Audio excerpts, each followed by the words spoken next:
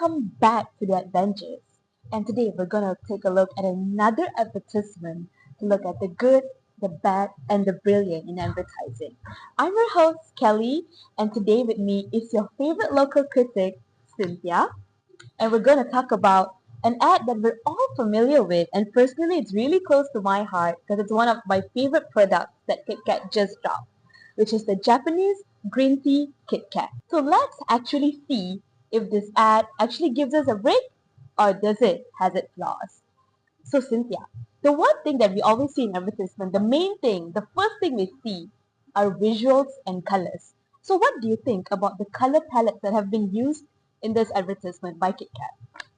Okay, so for me, the color palette is especially crucial in this advertisement because it must, visually communicate the theme of an escape and also highlighting the unique product flavor of green tea. There are two segments to this, which is the before, which signifies stress, work. You can see in the video there are a bunch of corporate workers, tired students. The colors that they use in the start are cool tones, neutrals. The emotional association that they're trying to show here is stress. We need to highlight stress. Is that why it's like really gloomy? Yeah, because Yeah. they're highlighting like a mundane routine, lack of energy, and also the need for a break.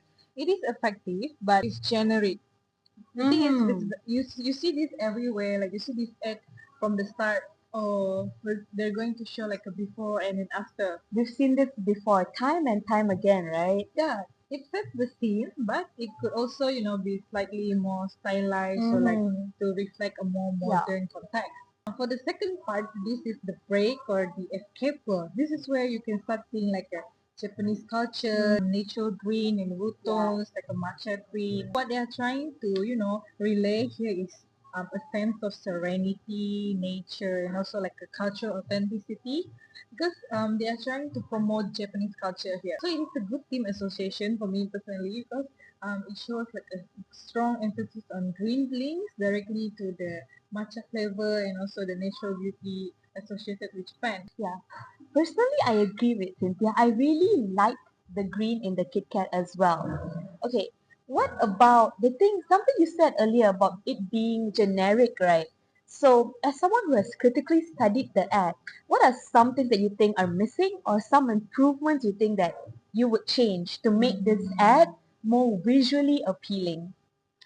First thing I would, implement here is to have a strategic enhancements of product contrast. All the difference between the mundane world and the escape world is good. The product itself needs to achieve like a maximum visual pop during its review. Like during when watching the ad, you cannot see where's the Kit Kat, like where's the green tea Kit Kat. Too much green, it buries out the Kit Kat Yeah, also, because right? if the break scene contains too many natural shades of green like a lush foliage, but then the actual vibrant saturated matcha green tea is lost. You cannot see it. It's not blending in Like it's not naturally, really highlighted Yeah. lah, yeah. So instead, in the direct product shot, we transition the immediate background to be desaturated white, something like a pale white or a pale clean wood tone. So when we do this isolates the green tea Kit Kat.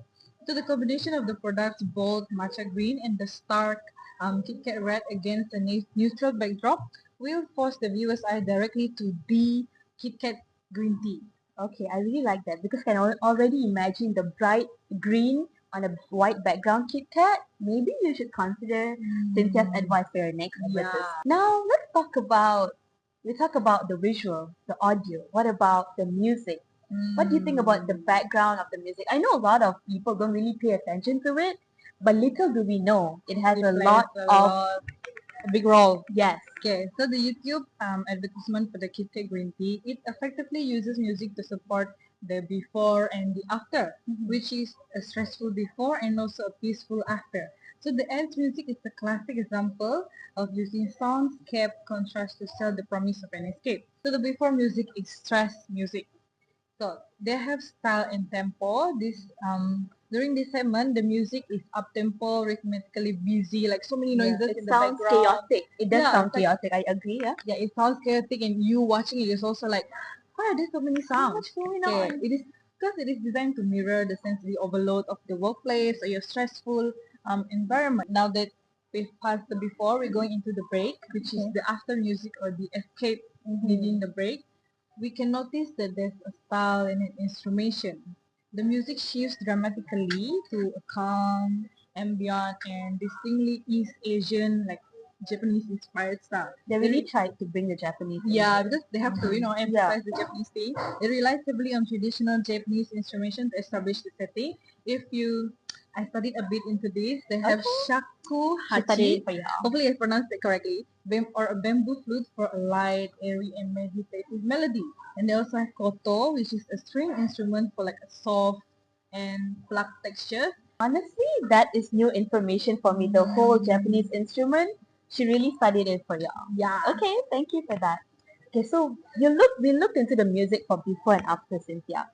And as someone who have, as you said, critically studied it, right? Do you have suggestions that can make this ad better in terms of music? Instead, of that all those generic things, we use hyper-realistic and specific sound design over simple music.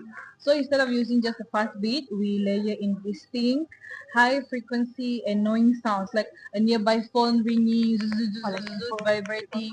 Yeah, people talking in the back, like very subtle, but it's realistic. It's what you experience every day. This is so you can, associate with the ad more emotionally. Like, I relate to this. Yeah. Like I understand this. So this immersive soundscape will make the eventual silence and escape feel much more visceral and rewarding. So Yeah. past the before stress. I'm getting stressed talking about this. We have to move forward to the escape. Let's go to the break. Fusion Time for the music. break. Yes. Okay. So the break part is where initially it was we're using the shakuhachi and the koto sound that I explained earlier. We introduced like a more modern and ambient fusion. So we maintain the primary melody used in the traditional instruments, but just a bit. We set them against the minimalist and warm electronic. I'm emphasizing on electronic, more upbeat, so it will evolve like a synth, bass pads, or like a subtle delay or reverb effect. So, what does this do? So, this blend would sound more timeless and sophisticated, conveying tranquility and also appealing to a contemporary audience like us. And honestly, if you had EDM in there, I would remember that ad. KitKat, you need to get into the trend. Yeah, you have to, think ahead of time a bit. A bit. Okay. So is that all you have to say about the music, the camera work of the advertisement, or is there anything more that we should look into? For now, done. Done. Okay. So that is Cynthia on analyzing Japanese green tea KitKat advertisement and how they could do better. Yeah. Thank you, Cynthia. It was so nice. I learned a lot of new things. With you being here. Okay, I learned a lot of new things, and I hope y'all did as well. Yeah. Thank you for watching once again. We'll be back with more good, See you bad, next time. and brilliant criticism of advertisement. Bye.